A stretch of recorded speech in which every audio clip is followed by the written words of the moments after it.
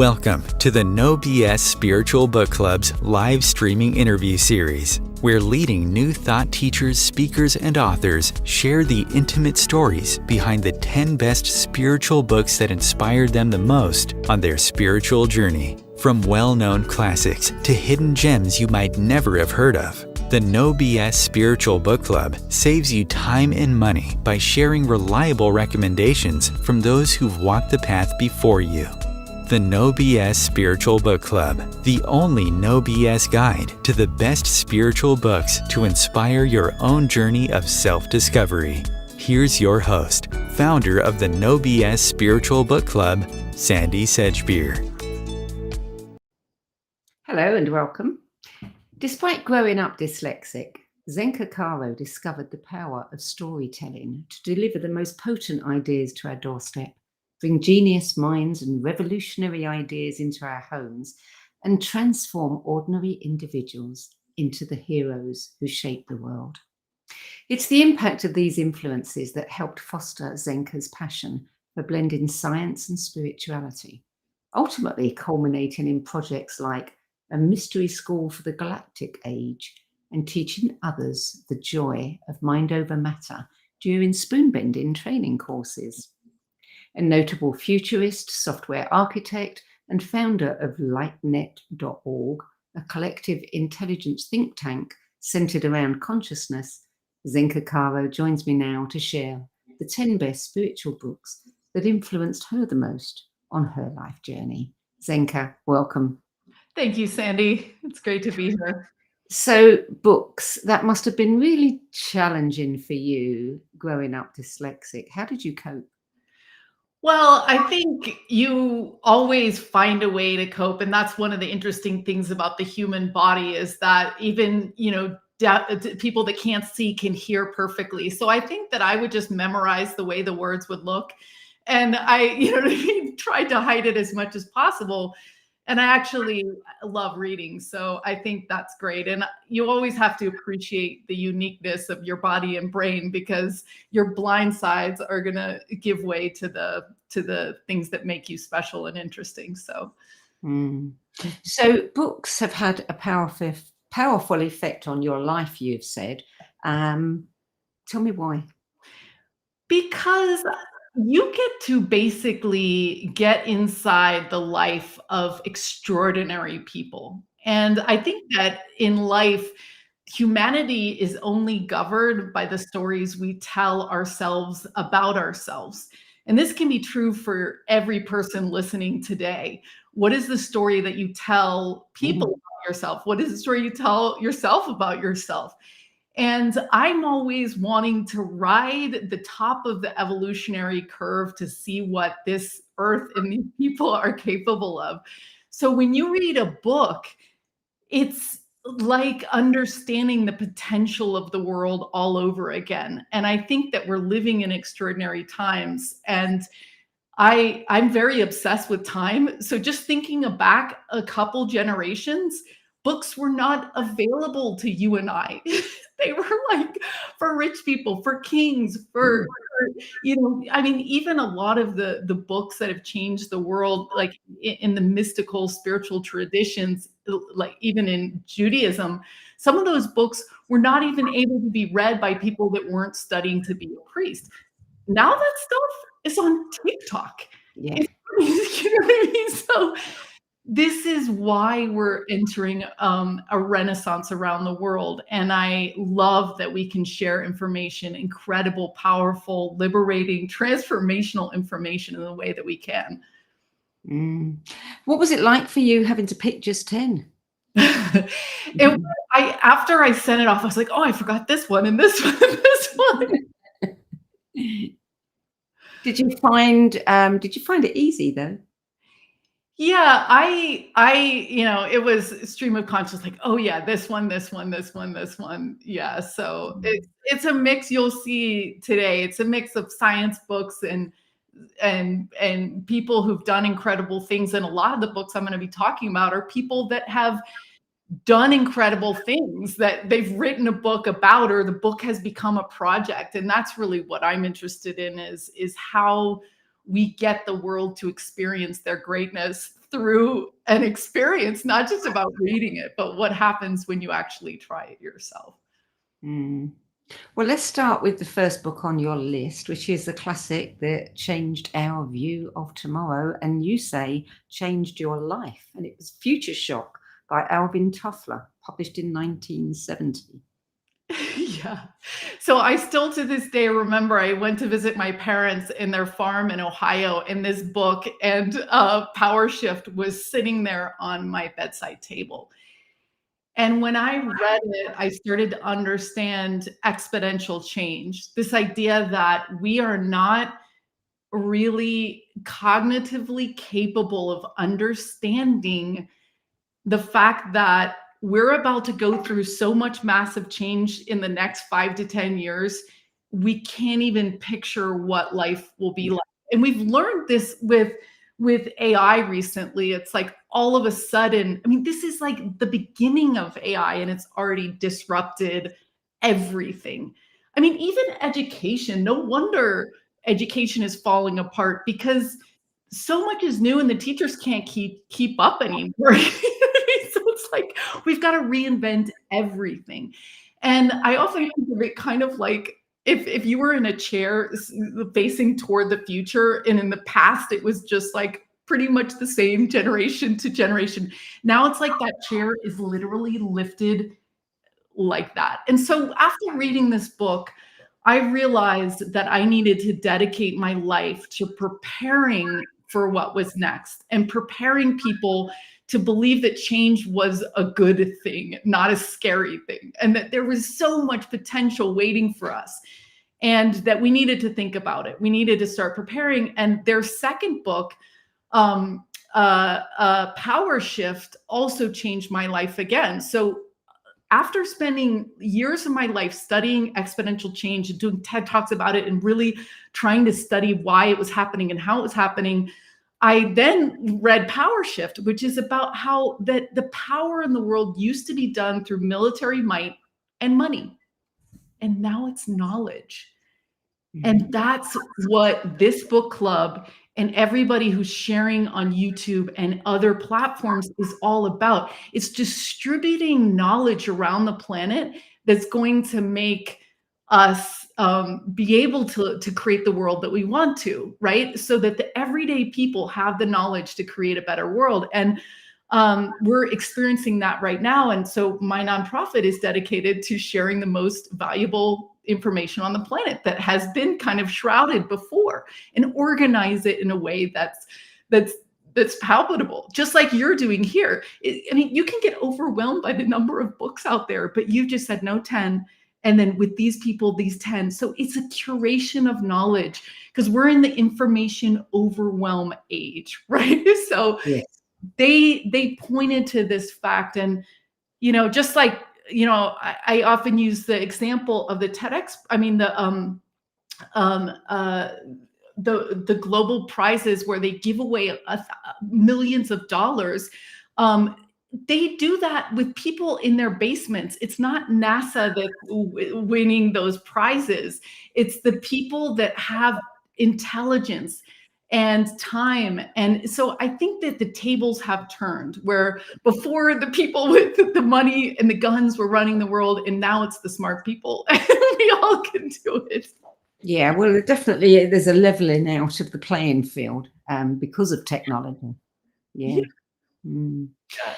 Book number 2, Abundance. The future is better than you think. Yeah, so this is another major tenet of some of my personality and what I believe influenced my entire life. Was they talk about how, with grounded research, how the world is actually getting better. And we, especially right now, all the doom and gloom that is going on right now, that people are talking about, world's going to end, this is going to happen. No, that's not the story we want to tell. And that's not actually what's happening. If you step back in time, which is really what is so important and what we miss so much because we're in the thick of the forest. If you step back in time, you realize that the world is getting much better. And if you look at women, there you go. Just if you just look at one factor, is that women are able to go to college now. We're able to study. We're able to vote. I mean, that's massive. You've got a whole like companion intelligence now conversing with the world and its decision making, and that's a balance that we've never had before. So that's getting better. And I just think in general, the world is getting better. I think that there's less wars, less people dying, all this stuff, but we think there's more wars. We think there's more people dying, so it's just a matter of perception. And I loved this book, and I love both of their work. Peter Diamandis is incredible. And they really have, moonshot is now an everyday word, which means go for it. Like, let's change the world in massive ways because we can. Well, also, we have to take into account that there are countries where women do not have the vote and do not have education, and, or had it and it's being taken away from them. Yeah. Yeah. And we will I talk to a lot of people in Saudi Arabia who are working with women's organizations, and they have now they're funding massive places for women to go to be together and to learn about their health and all these other things. So there's no going. I don't think we're going to go too far backwards. There is ebb and flow, and there's definitely pushback. But I think that, transforming the world is possible, and it's even more possible if you have a vision of what you want and you believe that we can do it. So the other version of Zenka is sitting in the corner crying, going, this is a mess. Like, we still have people, killing each other in wars, all this stuff. You've got to choose what persona you're going to be and then charge toward that and make it real. So I think that the X Prize and Singularity University and all the work that they're doing is an important reminder that things can change just in one day to another. They can change. And it takes people with a vision for what we want to get there. Yeah. And the good news is that we have the technology so that even people denied an education at a college, in a school, a university, may be able to have access to it at home. Yeah, I was just on a call the other day, and they were talking about women in Afghanistan learning principles of peace, and they're having to do the education kind of privately. So the Taliban, it's just like, it's happening. Like, you can't put this back in the box.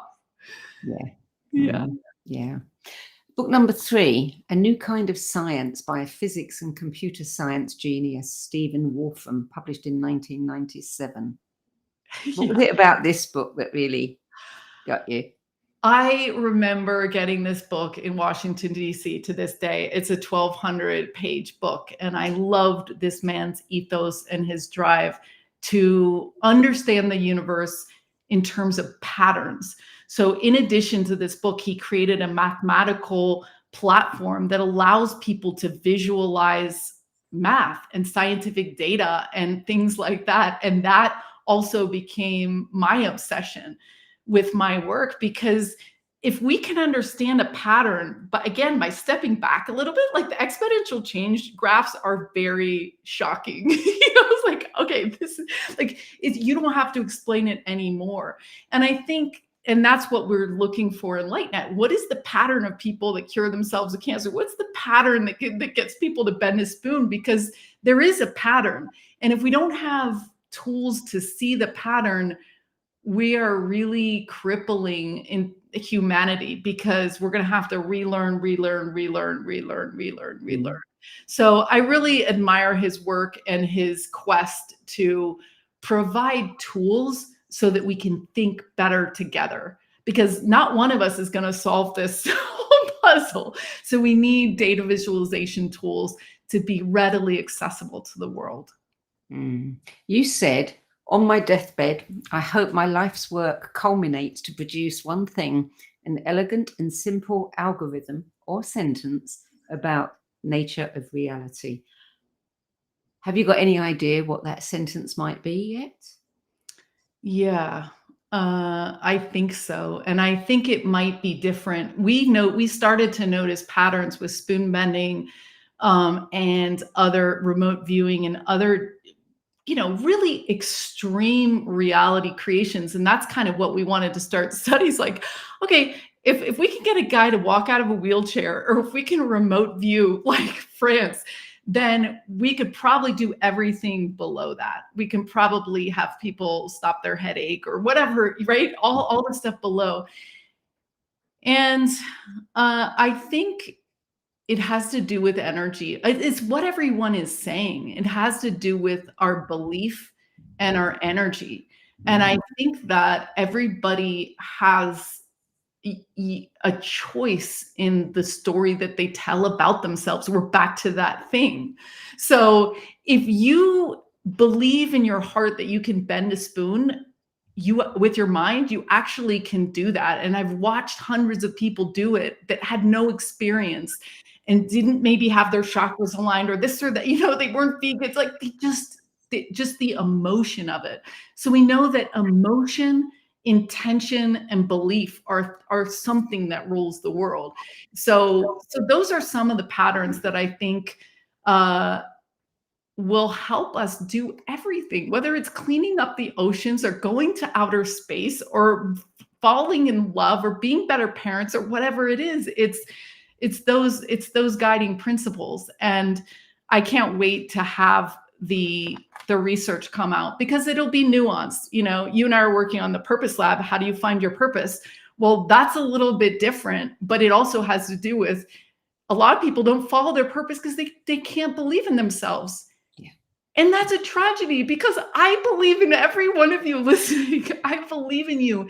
And when we believe in ourselves, the magic starts happening, and we can really create something else. Someone told me the other day this funny idea. He was like, what if we're in heaven right now? What if we're dead right now? And I was like, what do you mean? And he said, Adam said, he goes, well, what if we died and where we are is like the gift of the universe to have whatever you want. So in this life, you get to have whatever your heart desires. And I was like, yeah, maybe that's right. Because we know when you have a strong desire in your heart, and it's true, and it's innocent, and it's real, the universe somehow conspires to give you that. And we're going to talk about some books later. Yeah. Why we don't get that normally. Yeah. Reframing our beliefs, that is a really, really important thing. Really important. Yeah. Well, let's move on. Book 4, The Light Shall Set You Free, by Dr. Norma Milanovic and Dr. Shirley McCune, published in 1996. And of course, Norma wrote one of your other choices as well, probably better known, but we won't say that until we get there. So tell us about this particular book. Did you read it before the other one? Yeah, I read this one first. I had a spiritual awakening after someone did Reiki on me, and my math mind, my like tech head, had never heard of any of these concepts. I mean, I didn't even have any friends who knew what a chakra was. I didn't even know what the word consciousness meant. This is 5 years ago. And then a friend, I went out to lunch with a friend who I'd started a business with in Argentina. I hadn't seen him in like 10 years. And I was like, I have fallen so far down the rabbit hole. And he's like, I followed down the rabbit hole. I'm like, no, it can't be worse than what I've been going through. This is crazy. My worldview had to expand like there and then there and then there. I was just like, oh my God. I was like, ET's no way. All this stuff. I was just like, no. Life after death, multiple life, no. Reincarnation, no. And I had to keep opening because I started to believe that I knew that those things were now true. And so he's like, look, you need to read this book. And I said, okay. And I took all the notes. It was like thirsting for an education. and having it handed to you. It's a mystery school in a book. It's everything about the emerald tablets boiled down, how reality works, how it's created. I mean, this is knowledge that's been passed down for generations and generations. And again, we are not in the hoarding stage. There's no more mystery schools. We're not hoarding this knowledge. The more people that understand this, the better, because we're all going to end up on, if you line up 100 people, like 80 of them or more want the world to be a beautiful place where we can dance and do all this, so this is a mystery school in a book, and it talks about ascended masters and the different and dimensions. Everything is there, and I loved it. I loved it. Yes. Yeah. The information is changing now. It might be a little bit outdated because now we're moving into a whole new thing. And that's the exciting part of where you and I are, Sandie, is that all of the knowledge of the world just hit the reset button, the Renaissance reset button. And so now we're standing upon knowledge that was discovered, but now we have to rediscover and rewrite the next chapters that lay on top of those other chapters. So we're in a really interesting time. Well, I really feel that we have reached the end of one pathway and a new door has been opened up, because where we're going now, I'm not sure anybody has been before, or if they have, certainly not for a very long time. And the expansion that we're about to experience really is going to be mind-blowing. Yeah, and it goes back to your point earlier. This is a leveling of the playing field. Yeah. So nobody knows what's going on. We only have some breadcrumbs from all the knowledge from the last thousands of years. And now everybody listening gets to experience this knowledge. And that's one of the things I'm very passionate about with LightNet, is giving you the experience to remote view, giving you the experience to experience your own telepathy. I mean, it's shocking to even me. I was like, oh my God, I'm telepathic. I was like, okay. So it's like, you don't even know what you're capable of, and you don't even know what you know. And in fact, most of these writers, and we're going to talk about Dean Radin, I mean, they get knowledge from somewhere else. And so everyone listening has the capability to get knowledge, higher knowledge, just by having a body and trying and being open to it. Yeah. And it's like the first time you get open to it, the first time you receive knowledge, then you want more and more and more. That's the rabbit hole. It's like, this is incredibly fascinating and magical and beyond our wildest dreams. And it's so cool that we're in this moment where, like I said, things are better than we could have ever imagined. Like, I thought magic was just in books like Harry Potter, but now I'm witnessing it in my life. So many things happen on a daily basis that we just go, wow. Yeah. And we are going to see more and more of this. Yeah. Yeah. So book number 5, slightly different book, Before I Die by Candy Chang, published in 2013. Yeah. So before I was working on all this data analysis for consciousness, I was a street artist. And I loved getting out there and leaving these surprises and gifts on the street. The people would be like, oh, I was just walking to the supermarket and I saw this incredible thing. And I loved that. And my obsession was with this woman, Candy Chang, and one of her, she lived in New Orleans, someone died, and she covered an entire building with stencils that said, before I die, I want to line. And people would grab chalk and they would write it in. And I just thought it was the most brilliant thing, because it reminds us to live our calling, to run passionately toward where we're going, even if we don't know how we could possibly get there, because it will actually happen if you stay focused, right? And then one day I found out that she was giving away the stencils and all the information on how to do it in your city around the world. And that's also what I really thought was needed in life, is not this artist that was on the pedestal, but templates for us to experience and express ourselves that weren't copyrighted and like, that they could be done all over the world. And so I set one up in Argentina where I was living, painted an entire wall with 6 people, and in 2 hours, the whole thing was filled up. Wow.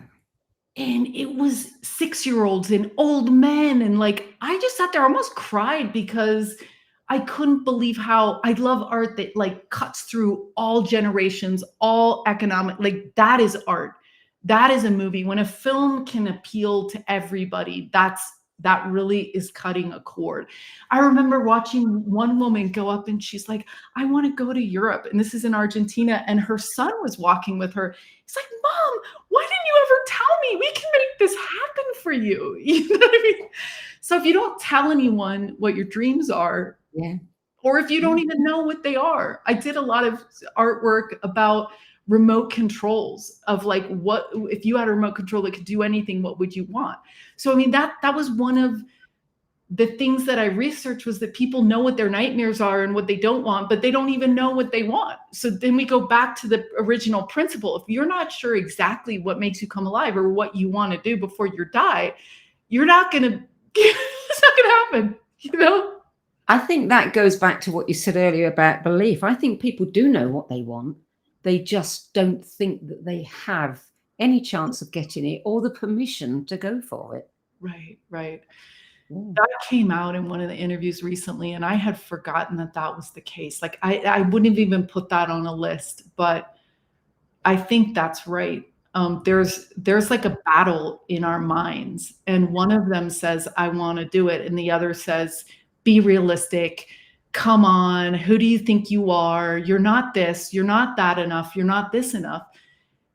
And that will become your reality. Yeah. Unfortunately. Yeah. Well, footnote to Candy Chang, more than 400 people have created Before I Die walls around the world. Yeah. And I'm in her book. I'm like, my wall is featured in her book and stuff.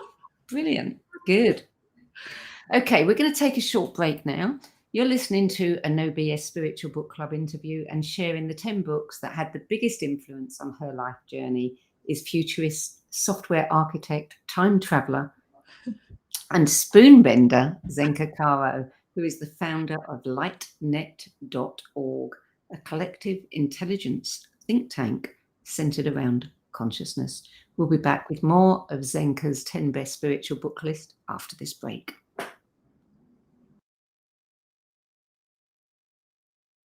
Om Times TV. Maya Angelou once said that there is no greater agony than bearing an untold story inside you. I'm Sandie Sedgbeer, and when I'm not hosting Om Times Media's flagship radio show What Is Going On and the No BS Spiritual Book Club, I help people share their untold stories. Books are my life, my joy and my passion, and there is no greater reward than helping aspiring writers get their books out of their heads and into the hands of those who are waiting to read them. If you feel that you have a book in you but don't know where to begin, visit Sedgbeer.com, click on the Work With Me tab and find out how my experience helping others tell their stories might be just what you've been looking for. That's Sedgbeer.com, SEDGBEER.com. Imagine becoming a super influencer. Reinvent yourself, invest in your brand, and then manifest your success with a robust spheric approach. Om Times Media and Broadcasting offers a unique and multifaceted way to become the spiritual and conscious influencer you deserve to be by putting your message across our powerful platform with its proven record of integrity and excellence. Through our produced shows, Om Times offers the opportunity to become a social media TV personality, a radio show host, an Om Times magazine columnist, and a syndicated podcaster, all in one shot. By live streaming your show on Om Times TV and broadcasting it across the extensive Om Times radio and TV networks, you become more than a host. You become an ambassador and a force for positive change. Om Times. Open yourself to the possibilities. There are 16 million children struggling with hunger in America. That's 1 in 5 daughters, sons, neighbors, and classmates who don't know where their next meal is coming from. Yet billions of pounds of good food go to waste every year. It's time we do something about it. Feeding America is a nationwide network of food banks that helps provide meals to millions of kids and families in need. Visit feedingamerica.org to help them feed even more. Together, we can solve hunger. Together, we're feeding America.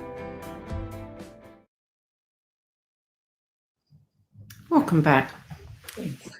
Zenka Caro, book number 6, Healing Prayer Commands by Rachel Farabaugh, published in 2022, so very, very recently. And she, you think, is going to be the next Joe Dispenza. Why?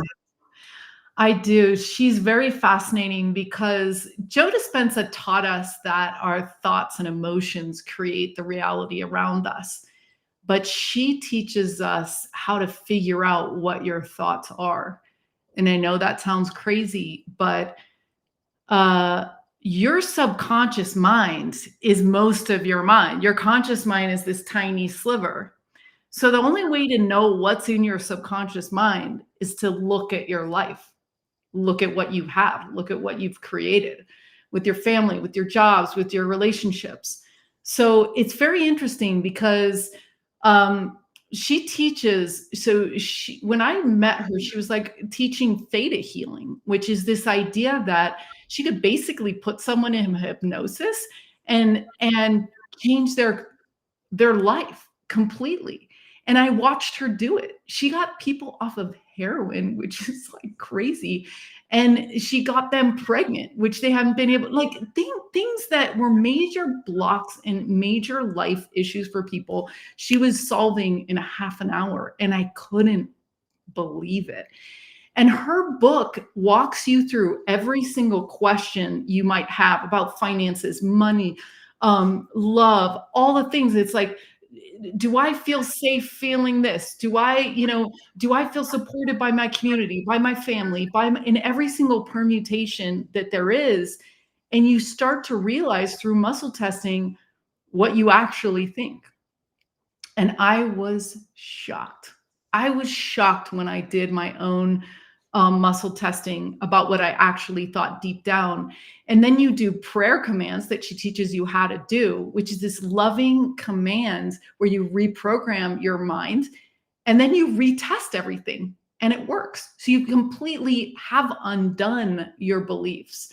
So it's one thing to know we have a problem, and it's another thing to actually solve it. And that's why I think she's the next Joe Dispenza, because she's figured out what to do about the fact that our feelings, thoughts, and emotions create our reality. What are you supposed to do about it? Because if you don't even know what you think deep down, you're not going to be able to get there. And part of it, you can do affirmations and kind of like override your thoughts. But this is faster, and it's also very, very thorough. It's a full workbook where you're checking off each individual thing. I mean, hundreds of pages of how to do it. So I love when people really spill the beans on their lifelong knowledge, and she did that. Yeah. And, most of us, we're walking around having thoughts that aren't even our own. Yeah, that's right. And we're going to talk about that a little bit in some of the next books. Epigenetics, talks about the fact that your feelings and emotions were gifted to you by your ancestors, because otherwise you might not have known to like deal with the drought in the way that you did, or to be even scared of like X, Y. So it's a gift and a curse. And we have all of that for 7 generations in our body. And so, yeah, I mean, and then you're around other people that are thinking certain ways. I mean, I don't know if you guys have ever experienced going out into nature, going out off the grid, your thoughts are different. In spoon bending, we learn a lot of stuff. And one of them is that if you have a bender next to a non-believer, or if you have someone that can't bend, you got to put a bender next to them, because their thoughts in 6 feet are going to stretch the person. I mean, it's fascinating. We're all mixed together. Absolutely. Yeah. Book number 7 is the second one by Dr. Norma Milanovic. We the Arcturians, a true experience, published in 1990. Yeah, this was really amazing. It's a very charming book about two women who interview two Arcturians. I think it's two Arcturians, and they talk. I'm so glad that you know it and that you. I've read it. Okay, cool. So what they do is it's this complete anthropological question and answer session, and it's so cute because it's so foreign to them asking the questions, and the responses are so unusual that it's like it just becomes really endearing, and it teaches us about how they do their civilizations. One of which is that children are taught by the highest vibrational beings on the planet. So here we just have like teachers aren't paid that much, whatever, like there they actually take very careful a look at how they're grooming the next generation in order to carry on that potency of vibration. And they can actually also scan you and figure out what your vibration is at. And I just talked to a scientist here in Sedona, and I was like, can you scan my body? And he's like, yeah, because he can scan any object. It's not good to scan yourself all the time, which is what the Arcturians said, because then you're just like, it's too crazy. But it'd be interesting to have check-ins of like, okay, where am I operating at? So I really loved hearing about how they do things. I love the bit that said that not everyone is allowed to be a parent. They make sure that the ones who actually do procreate are the ones that have a very high vibration. Yeah, yeah. Yeah, I mean, my parenting journey, I have a 9-year-old and I did not know what I was doing. Like we should really support young parents, new parents, because there's no instruction book and now we don't have a community in order to do it together. So you really don't, some of it's not obvious. Yeah. Yeah, we're prepared for so much in life, but not for being a parent. And then we're spending all our life undoing what happened between 0 and 7 when your brain is in hypnosis 24/7. So this would be, the Arcturians have it right. Like, why not get that first 7 years right? Because then we don't have to do all this trauma release our whole lives. We just get on to the fun part. Yeah. So book number 8 is The Ancient Secrets of a Master Healer, a Western Skeptic, an Eastern Master, and Life's Greatest Secrets by Clint G. Rogers, published in 2020. Yeah, so my friend Aaron, who is in a wheelchair, and I absolutely love him so much. He just like captivated my soul, and I was just like, I'm going to help you get out of that wheelchair. We're going to figure this out. We're going to do Joe Dispenza. We're going to everything. And he got married and he had Clint Rogers do his wedding. And so then Clint Rogers was doing this 30-day mung bean soup thing, which I did, ate only mung beans for 30 days. And I read his book. And I, like I said, with some of the other books, it's all marked up. And what he did was he was a skeptic, a scientist, and his dad had cancer, and he met an ancient healer that was part of like the lineage of Buddha healers. And this guy would do the pulse thing where they just like put their hand on your pulse and they know what's wrong with you. So I guess it's channeling. I don't even know. It's just hilarious that you can pull that information from the field. And they would cure people that science were like modern science were like, can't do anything for you. Oh, you're in a wheelchair. Like, oh, well, like, or whatever these people had that was stumping modern science. And they would treat it through Ayurvedic food and also spiritual like knowledge and belief that you can heal. And so Clint started this thing called the miracle experiment. And I'm all about experiment. I'm all about data. And I was like, I love this book and this man. And so he goes around the world and cures people of things by helping them believe that they can and putting them together in these groups and then having them be in a group for 30 days, right? So his book is translated into so many different languages by volunteers who just are like, okay, we need this. I mean, it's like literally in dozens of languages. That's how you know you write a good book, when you have people begging you to translate it in their own language. And he's had an incredible impact on the world in this new science that says, you know, the only healer you get is yourself. You know what I mean? Like the doctor can only do so much. And so you get in there and you go, yes, I'm doing this. And yes, it's possible. And yes, I'm going to provide data for the next person behind me because I want them to know that they can do it. And, you know, he did literally help someone that was paralyzed. Now I have like 7 people who've gotten out of wheelchair, you know, so it is possible. And we need to tell ourselves that story. And so he's really creating an amazing thing with this book and his life. Yeah. Yeah, and it is interesting because, you know, you can hypnotize somebody and you can tell them that a feather on their arm is actually a cigarette and their body's going to come up in blisters. You know, this is a fact. It's been done. You know, so if you can do that, if you can create that just with someone hypnotizing you, what else can you create on your own? Yeah. Wow. My friend Viola she said, my soul's calling, believe it or not, is becoming a breatharian, which is not eating anything. And she's like, it's always been this calling, but I've been super scared to try it.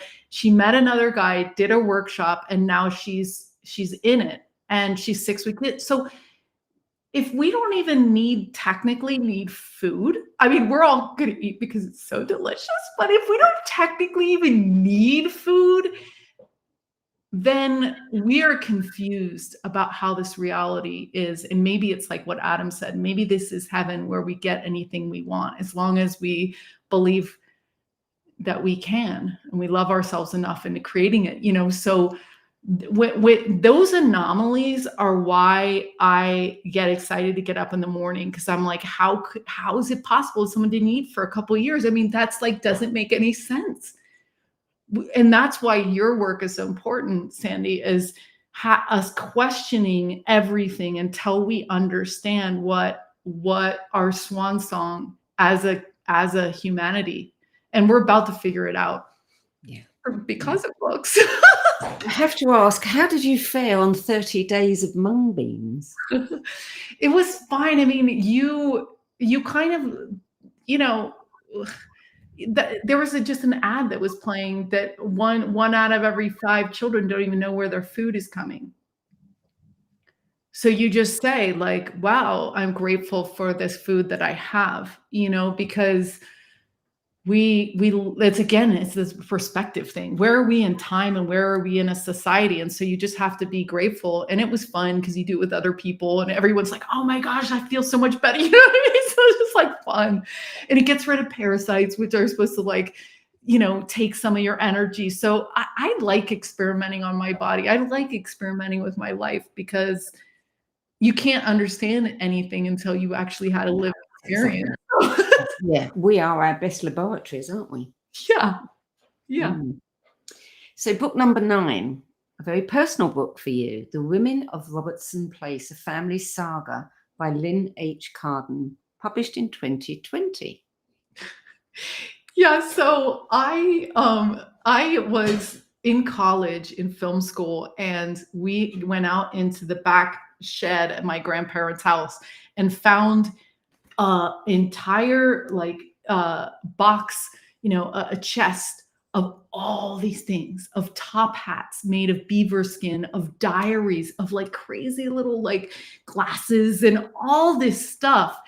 And my mom's mother never even told her that it was there. So it was like this like new thing of like all of a sudden we could see into the intimate details back, ironically, 7 generations, which is, as I was mentioning before. And there was nothing special about my family. They told the story of what it was like to be in the Midwest when the Indians were still there, you know what I mean? All the way up to modern day. And again, like that's like the women, you know what I mean? It's interesting to see where like, if I just skipped the record and went back 3 generations, what would my life be like? Nothing like my life is today. And you realize that we're all standing upon the genius, the books, the thoughts, the stories, and the ideas of people that have come before us. Yeah. And you know, my mom spent 10 years and researched historical societies, like everything, timelines of what was going on in Europe at the same time, you know, all of this stuff to really write this. And she's a great writer like you, Sandie. And so is my sister. One of the things we found out was that every generation skipped. So it was writers, artists, writers, artists, writers, artists, literally back 7 generations. And I became an artist and my sister became a writer. So it's like with our generation, it was both. And my mom did, so it was, you know, it's fascinating. It was part of the Underground Railroad and things like that. So you see all these themes that it's touched. And we can do, all of you guys can do that. Even if you don't know your past in particular, look at yourself in time and see what's newly possible in this day and age, which is so much. I mean, we're living like kings and queens. The fact that we can even, my grandmother couldn't even, you know, they were the first people like doing commercial flights, you know, to Europe, like, or whatever, you know, now we can just talk to people all over the world in one YouTube post or whatever. So wow. Yeah, that's quite an undertaking on behalf of your mother, but also what a gift to the generations to come. Yeah. You know, to have that record, that history, that knowledge, and to be able to think about that, it gives you a whole new way of thinking about your own life. Yeah. So book number 10, I love this book, Real Magic, Ancient Wisdom, Modern Science, and a Guide to the Secret Power of the Universe by Dean Radin. One of the things that I love so much about this book is because he is a scientist. And, you know, when people like Dean Radin write books like this, then people pay attention. And that one was published in 2018. Yeah. You know, as we do these Purpose Lab interviews and we interview people like Bruce Lipton and things like that, we realize the struggles that they had to go through to be themselves and to be spiritual. I mean, now it's no big deal. But for people like Dean that really said, I'm going to study mind over matter interaction, no matter if there's no funding, no this, no that, it can be laughed out of every single Congress and every, like, and he's the one, talk about standing on the generation of people, the hard work of the people in the past generation. Like, he's the reason why all these other scientists and all of us have become citizen science to study this stuff, because of his very meticulous, grounded, repeatable research. I mean, he was one of the few people doing slit experiments in the quant, like actually doing it. It was like, okay, we have this theory, but like, let's actually build a slit, you know. And we have plasma balls at my house because he used to use those. So in this book, it's delightful. And it's, you know, he talks about 3,000 scientific, you know, research papers about how consciousness is more fundamental than matter. Consciousness is more fundamental than matter. Somehow matter arises out of our consciousness. And again, I don't like working with a half deck of cards or 5 cards and being asked to solve a problem. So if you are not considering consciousness in every single thing that every single problem, every mountain we're trying to climb, we don't have the full deck, you know? And it could be the only most important question, which is why, like, I'm dedicating my life to figuring this out. What is consciousness? How does it work? How do we use it? Because if Dean's right, then we really have to focus our energy and understanding on consciousness. And what you're doing, Sandie, is that, you know, asking these questions that never even occurred to us before of how does this actually work? And Dean Radin is just an incredible, scientist, and we have a lot to be grateful for him. You know, at one, my favorite, I don't know if we have time, my favorite part of this book, well, you guys will read it, but where he creates a lab with someone else who created a lab. They both created the same lab that he wanted and that the other guy wanted. So it's like the win-win situation in spades. And I laugh to this day reading that chapter. It's absolutely delightful. He wanted a lab with certain equipment, and this other guy wanted Dean Radin to be on his thing. And all of a sudden, Dean knocked on the door, opened it up, and saw the entire lab he wanted to build. And the other guy was seeing Dean Radin, who always wanted to be part of his research.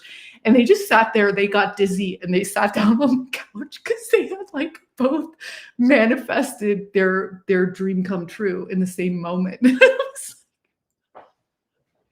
So great.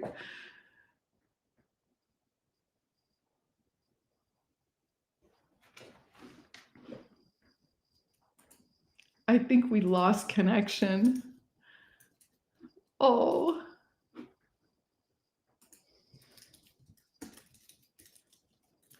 Okay, I was just gonna see if it was a problem on my end, but it looks like it's a problem on Sandie's end.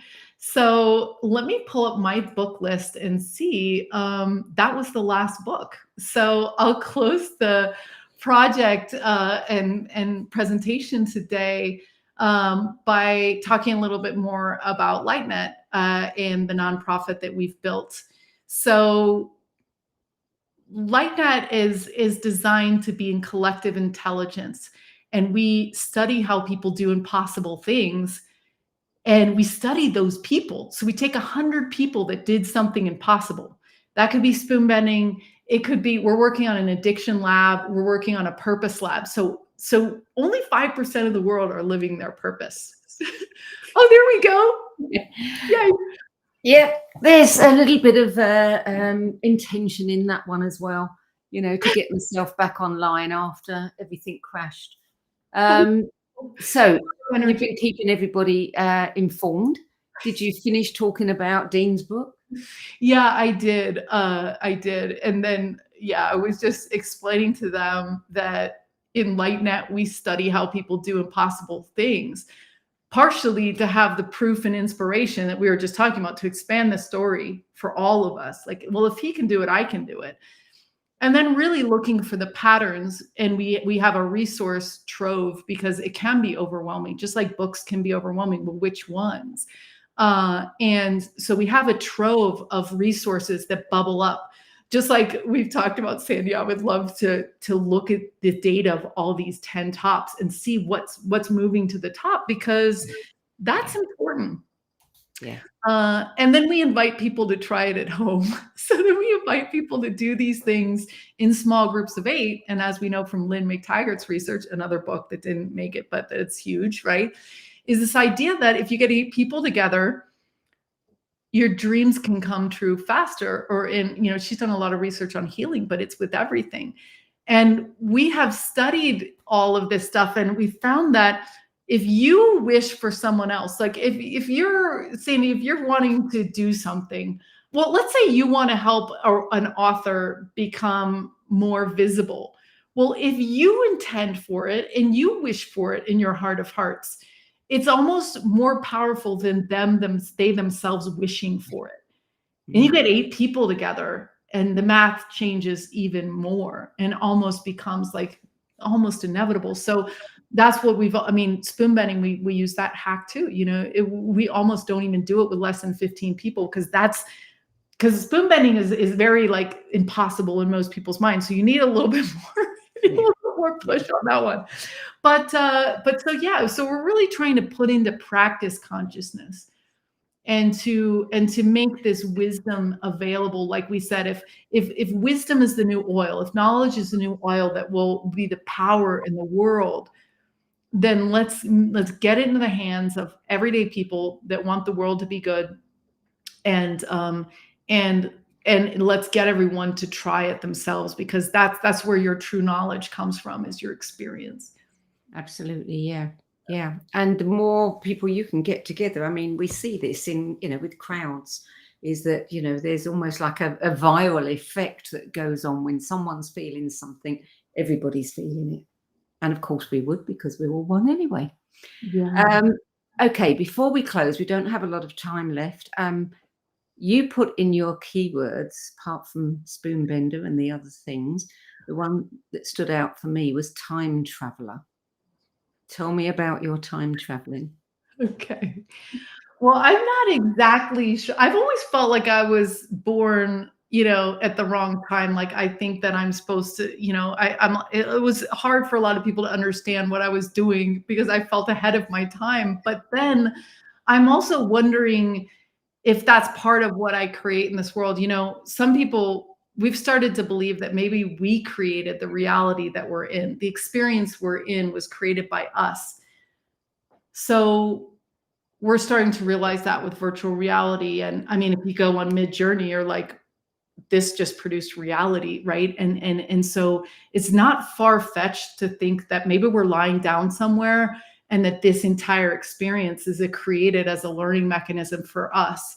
So time travel is something I've been obsessed with. And I even have like 2038 as my middle name now legally. I mean, just this whole idea of what is it going to take for us to teleport? And Carolyn Corey is working on this. And what is it going to take for us to time travel? Because there may be other versions of ourselves, other places. So when we are living is important. You guys are all, like I said, you guys are the jackpot generation. You're born in a time where anything is literally possible and you have access to a lot more, just like that abundance book and the bold book.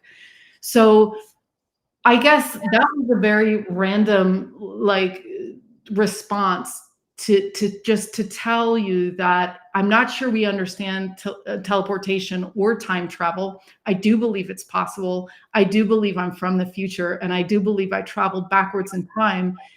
And we'll see what I can research on teleportation and time travel in my lifetime. I mean, all we need is a body. And, Uri Geller teleported, so it's possible. It's just a matter of playing until we figure out how to do it again. I talked to him recently about it. He said, I can't do it on demand. Well, let's try. And plus technology, frequency technology. Jimmy Blanchett says that in some places there's 27 hours in a day. So I believe that if you shift the way that you experience time, you could actually be in another location or another frequency. Yeah. Well, keep me posted on your research there, because that's a subject that really interests me. And unfortunately, we have to close now. Thank you so much for all the work you're doing in the world. This is a great project, a great show, and I love going through all these lists and checking it out, especially right now for the holidays. So I hope you guys all curl up with a new book. Thank you very much, Zenka. And we're really happy to add your 10 best list to the library of No Spiritual Book Club's recommendations. So you can find Zenka's 10 best list at the website, the nobspiritualbookclub.com, and you can learn more about her fascinating work at lightnet.org. That's it for this week. I'm Sandie Sedgbeer. I'll be back at the same time next week with another 10 best interview for the No BS Spiritual Book Club. Till then, it's goodbye from me, and thank you again to Zenka Caro. Thank you.